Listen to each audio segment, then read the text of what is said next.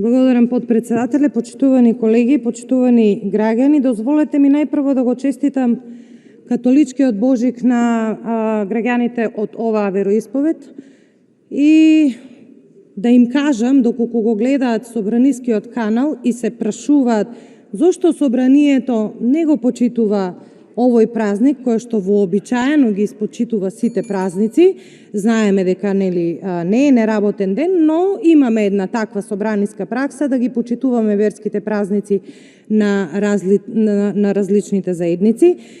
Ке ви кажеме дека денеска и вчера и завчера и до раните утрински часови ќе расправаме за нешто за кое што Собранието не треба ни да расправа, или пак со едни народски кажано, вака појасно да ви биде, почитувани граѓани на Република Македонија, предприемачот Зоран Заев решил од вашите пари преку буџетот да му даде на предприемачот Андреја Јосифовски, Мак Петрол и Телма 33 милиони евра ваши пари.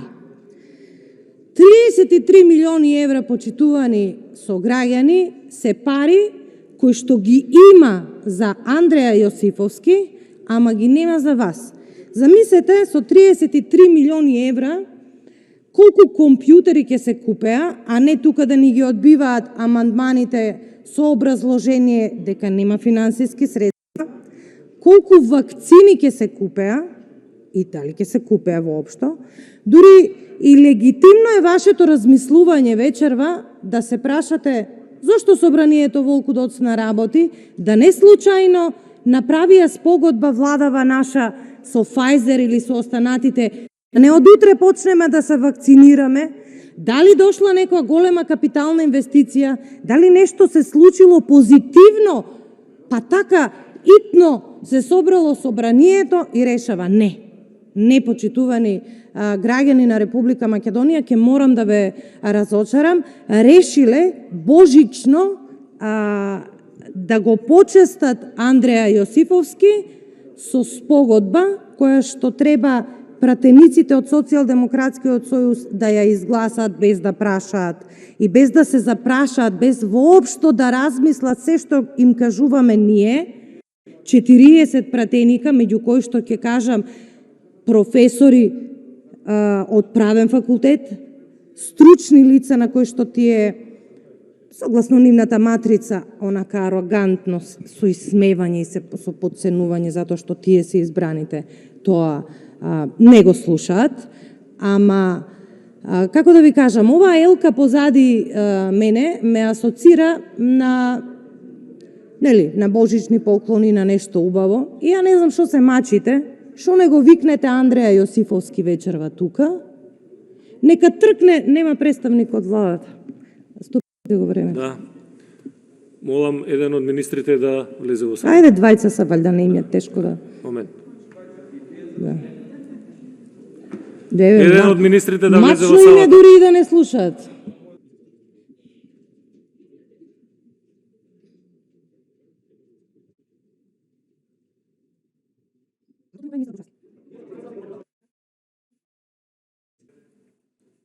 Еве, тоа е односот кој што го има владата кон пратениците и кон пратеничкиот дом. Сега влезе министерот Благоје Бочовски, па да го прашам зошто чекав толку многу, дали го ја исправаше трасата, дали во меѓувреме правеше некој пат, дали од 1 километар се направија 2 километри, вашето најголемо достигнување. Па не ли ви е срамот? Ние ве бираме тук, да чекам да стојам 10 минути. Па не е гранапче, иако сакате да направите Собранието гранапче со оваа спогодба која што вас бе одбрал премиерот Зоран Заев, храбриот лидер. Ако бил храбар лидер, немало ниту вас да ве пушти, ниту Крешник Бектеши, ниту одној Фатмир Битики, како се вели, туку тој сам потпишал спогодбата и немало да ги донесе пратениците од Социјалдемократскиот сојуз, неговите пратеници и овие од ДУИ, да гласаат нешто што ни на крај памет не ни текнало, дека ние ќе дојде ден во Собранието на Република Македонија да разговараме за такво нешто. Ви кажуваат професори, ви кажуваат правници, ви кажуваат економисти, луѓе експерти, ви кажува државниот правобранител, луѓе, ова не е во ред. И не е во ред. Вие упорно. Значи, како го третирате собранието? Гранапче. Што ни фалија, не можеме ние некако, не е во ред ова да го подпишеме. Храбриот лидер не може, не сака да го подпише, ај пратениците. И ако некогаш дојде до одговорност, а ќе дојде, ако доколку имаме правна држава,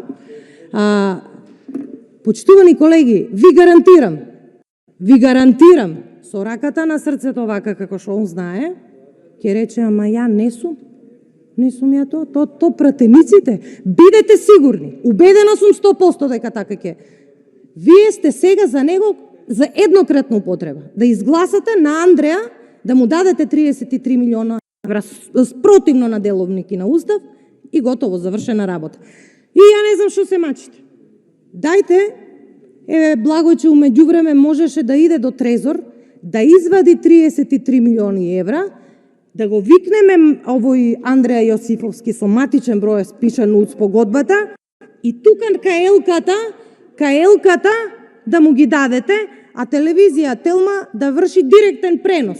Најголемиот подарок на оваа влада на Мак Петрол и најголемиот криминал. И на телевизија Телма, да. Телевизијата нека си врши својата работа, не е предмет на телевизијата може да врши директен пренос она што е работа. Значи, да не се замараат, нека извадат 33 милиони евра, каелкава нека ги стават. Затоа што кај ова елка нема пари за трошките на народот по 6.000 денери што им се даваат и што прават кластери по банките. Не. За Андреја Јосифовски, ако треба, ќе седите тука 2 дена, 2 ноќи, така решил храбриот лидер со раката на срцето и така мора да биде. Јас ви кажувам, почитувани колеги, еве го, што рекол државниот правобранител. Рекол дека спогодбата за вонсудско решавање на спорови меѓу владата застапувана од председателот, а јас тука ќе додадам предприемачот Зоран Заев и Мак Петрол, застапувано од Андреја Јосифовски, би предизвикала последици спротивни на имотните интереси на Република Македонија и смета дека истата не треба да биде подпишана. Значи, бранителот на државниот имот ви укажува, опозицијата ви укажува, економски експерти укажуваат дека не е во ред ова што се прави, дека е криминал на векот, ама вие не сакате да слушнете. Видете, постојат одредени сомневања дека Мак Петрол должи над 42 милиони долари од почетокот на спорот па се до денес. Ма ја не сакам како пратеник да навлегувам во реална расправа за ова. Има судови, има институции кои што ова треба да го констатираат. Не може ние да се сведеме на рекла казала муабет и не сме квалификувани ние за тоа. Оние кои што се квалификувани, неколкуми на професори ви кажа, и еве, јас пак ќе ги потенцирам членовите од деловникот, од Уставот. Значи, Уставот е многу јасен и експлицитно си пишува во членот 68 кои се нашите надлежности. Да не ги читам, доста се. Во членот 183, во членот 184, во членот 185 и во членот 188 се опишани сите наши надлежности како собрание. Што ние можеме да донесеме? Ратификации, меѓународни договори, ама никаде, еве прочитате ги овие членови пред да одлучите да гласате, најколегијално ова ви го кажувам. Никаде во деловникот спогодба нема. Особено со приватен партнер. Значи, ако ова се случи, ако ова сега се случи и ако ова го изгласате, пред само неколку месеци имаше исто така голем потрес економски со Евростандард банката. Која ќе биде разликата да штедачите и сите што се оштетени од пропагањето на Евростандард банката да побараат од владата да склучи договор и да ги исплати, да ги обештети И така ќе одиме во недоглед. На времето ниту тат не беше исплатен од страна на државата. Најколегијално ова ви го кажувам. Не можете, не смеете, јавете му се вечер на вашиот лидер храбар и кажете му, председателе, не ја бива. Не ја бива. Тешка геостратешка грешка со негов речник за да ве разбере, кажете му, ова не го бива. Ние вакво нешто не можеме да изгласаме. Не било законски.